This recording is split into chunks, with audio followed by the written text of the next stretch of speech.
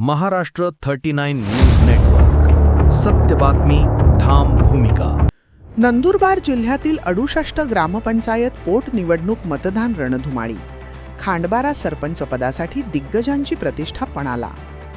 नंदुरबार जिल्ह्यातील ग्रामीण राजकारणात तापले असून 68 ग्रामपंचायतींमधील 80 रिक्त जागांसाठी पोटनिवडणुकीचे मतदान उत्साहात पार पडत आहे. गावागावात चुरशीचे वातावरण निर्माण झाले असून स्थानिक पातळीवर राजकीय समीकरणे ढवळून निघाली आहेत. सकाळपासूनच उन्हाचा कडक तडाखा जाणवत असल्याने मतदान केंद्रांवर मतदारांची उपस्थिती काहीशी कमी असल्याचे चित्र दिसून येत आहे. तरीही दुपारनंतर मतदानाचा टक्का वाढण्याची शक्यता व्यक्त केली जात आहे.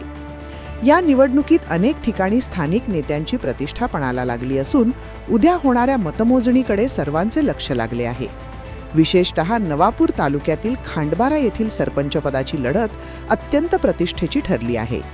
या लढतीत विद्यमान आमदार शिरीष कुमार नाईक, आमदार चंद्रकांत रघुवंशी, माजी आमदार शरद गावित आणि माजी जिल्हा परिषद अध्यक्ष भरत गावित यांची राजकीय प्रतिष्ठा पणाला लागली आहे.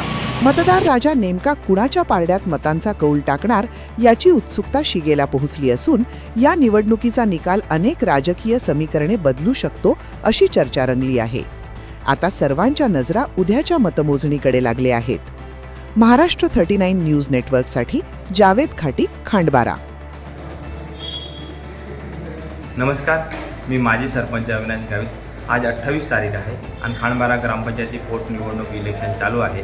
तर सगळ्या खांडबारा ग्रामस्थांना माझी हात जोडून विनंती आहे की सगळ्या लोकांनी मतदानाचा अधिकार बजावा अशी माझ्या संपूर्ण खांडबारा ग्रामस्थांना विनंती आहे. नमस्कार, मी सामाजिक कार्यकर्ता गणेश गोविंद पाडवी.